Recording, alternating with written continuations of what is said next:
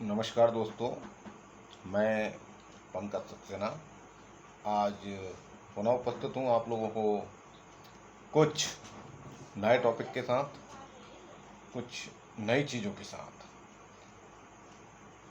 Phobia, depression, चिंता, मानसिक तनाव, गुस्से पर काबू न होना, नकारात्मक विचार आना और भी अन्य मनोवैज्ञानिक समस्याओं से आप अगर पीड़ित हैं तो अपने नज़दीकी मनोचिकित्सक से या मनोवैज्ञानिक से परामर्श अवश्य लें। देखते हैं आज हम कुछ नए टॉपिक पर। इससे पहले हम एक बात पर और बताना चाहूँगा कि जो डीलेड पीएचडी एमफिल मनोविज्ञान से किसी भी टॉपिक पर एमए एमएससी बीए बीएससी मनोविज्ञान से कर रहे हैं या फिर गाइडेंशियल एंड काउंसलिंग का डिप्लोमा इन क्लिनिकल साइकोलॉजी में या अन्य कोई सा भी डिप्लोमा जो साइकोलॉजी सब्जेक्ट से कर रहे हैं वो हमारे इस चैनल को अवश्य ही देखा करें। आज के हम बात करते हैं कि साइकोलॉजिस्ट से जानिए क्या है पर्सनालिटी डिसऑर्डर, कारण, लक्षण, प्रकार और उपचार।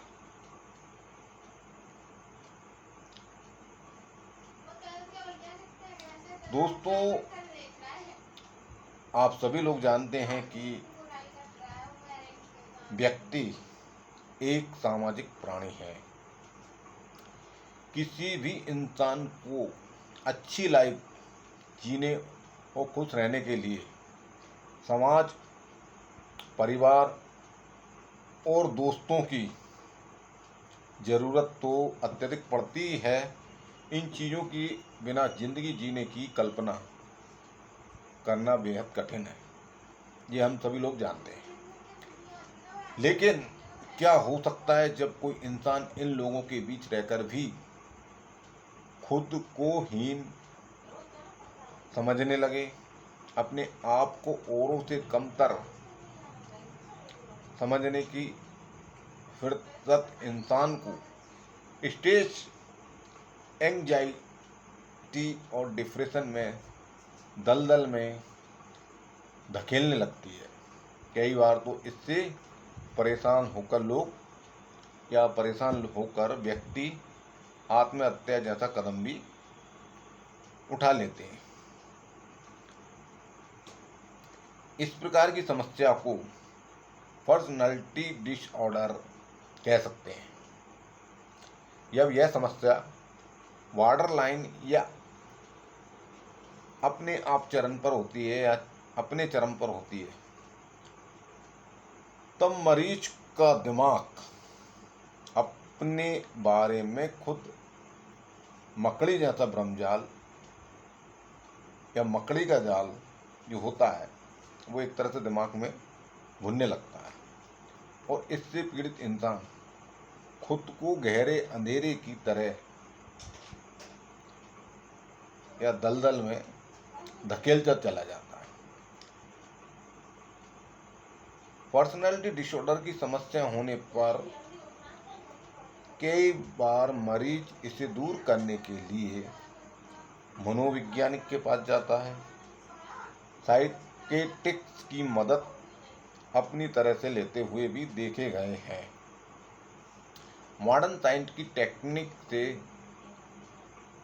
साइकियाट्रिस्ट और साइकोलॉजिस्ट आसानी से पर्सनैलिटी डिसऑर्डर की समस्या का सफलतापूर्वक समाधान कर सकते हैं। पर्सनैलिटी डिसऑर्डर के बारे में ज़्यादा जानकारी के लिए मैंने एक साइकोलॉजिस्ट डॉक्टर अश्विनी भावेश और डिसऑर्डर के लक्षण, प्रकार और उपचार से जुड़ी रिसर्च आधारित जानकारियाँ दिए हैं।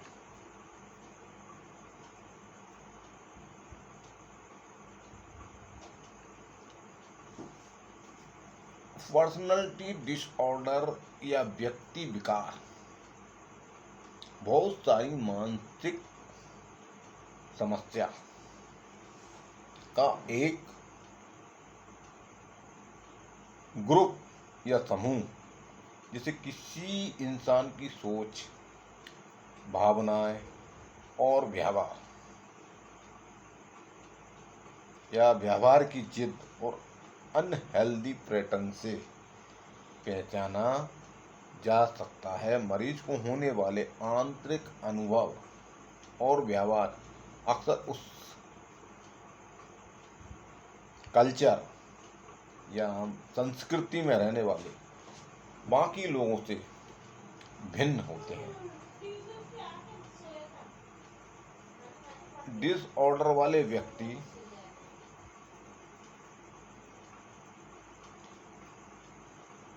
आमतौर पर दूसरों के साथ रहने और अपनी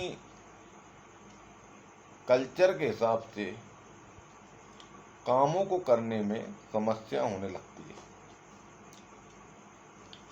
उनके सोचने और व्यवहार करने का तरीका पूरी तरह से जनरल है, हालांकि उनके पास दुनिया के लिए दृष्टिकोण होता है जो दूसरों की तुलना में अलग हो सकता है।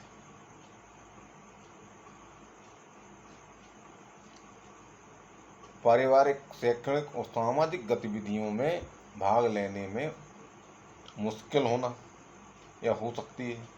वे अपनी जो भी मुसीबतें आती हैं वो उन मुसीबतों का ठीकरा दूसरे के सिर पर फोड़ना चाहते हैं या अपनी गलती के लिए दूसरे पर दोषारोपण भी करते हैं। उनका ये व्यवहार और दृष्टिकोण अक्सर रिश्तों, मेलजोल, स्कूल में उनकी समस्या, ऑफिस में उनकी समस्या और उन्हें अलग कर देने का कारण बनते हैं। वे व्यक्ति विकार वाले लोगों को खुद से अलग थलग महसूस कर सकते हैं। लंबे समय तक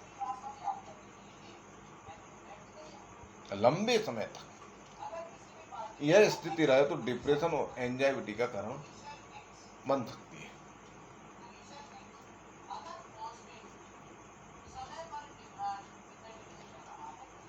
किशोर अवस्था या व्यस्त आयु की शुरुआत होने से ही पर्सनैलिटी डिसऑर्डर के लक्षण बनने लगते हैं। पर्सनैलिटी डिसऑर्डर व्यक्ति के कई अलग अलग प्रकार होते हैं।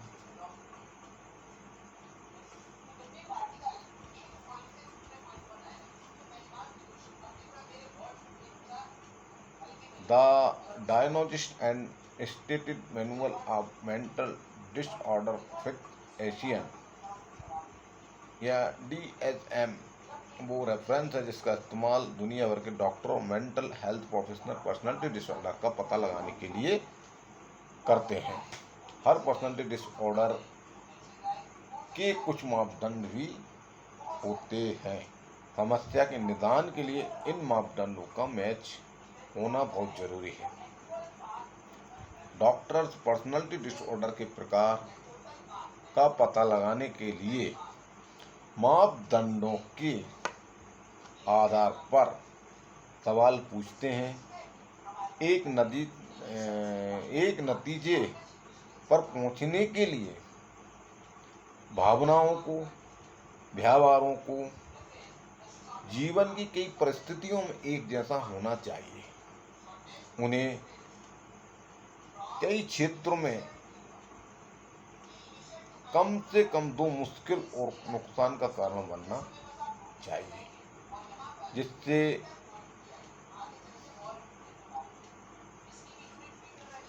जिस तरह से आप खुद की और अन्य व्यक्तियों की व्याख्या करते हैं, जिस तरह आप दूसरे लोगों के साथ काम करते हैं, भावनात्मक प्रक्रियाएं को आप कितनी सही ढंग से जान पाते हैं, आप अपने आवेश को कितना अच्छी तरह नियंत्रण कर सकते हैं, समायोजित कर सकते हैं। आपका डॉक्टर यह निर्धारित करने के लिए खून की जांच करता है आपको समस्या होने पर कोई मेडिकल कारण तो नहीं है। इस तरह की भी डॉक्टर्स खून की जांच करते हैं। बस आज इतना ही। आपको हमारा ये चैनल कैसा लगा आप हमारे कमेंट बॉक्स में लिखिए, और भी जो भी आपको मनोवैज्ञानिक संबंधित समस्या हैं तो आप हमारा व्यक्तिगत अपॉइंटमेंट आप हमसे ले सकते हैं, हमें फ़ोन कर सकते हैं। हमारा पता आप लोगों को पुरानी वीडियो में आपको कई बार दिया गया है, आप उस पर हमसे संपर्क कर सकते हैं। और भी अन्य समस्याएं हैं जैसे डिलेड पीएचडी, एमफिल, साइकोलॉजी के किसी भी टॉपिक पर आप कर रहे हैं तो आप हमारे इस चैनल को अवश्य देखा करें। इसके बाद भी MA, MSc, BA, BSc in psychology, मनोविज्ञान, guidance in counselling, diploma in clinical psychology या अन्य डिप्लोमा मनोविज्ञान से संबंधित आप लोग कर रहे हैं तो आप हमारे इस चैनल को निश्चित तौर पर देखा करें। आपको हमारा चैनल कैसा लगा, सबसे पहले आप हमारे चैनल को कमेंट्स कीजिए, लाइक कीजिए, और कोई भी समस्या है तो आप हमारी कमेंट बॉक्स में लिखिए। हम आपकी सभी समस्याओं का समाधान करने का पूरा प्रयास करेंगे। कल का हमारा टॉपिक रहेगा साइक्रोथेरेपी के संबंध में। कल हम आपको जानकारी देंगे, लेकिन हमारा चैनल अवश्य देखिए। धन्यवाद। जय हिंद। नमस्कार।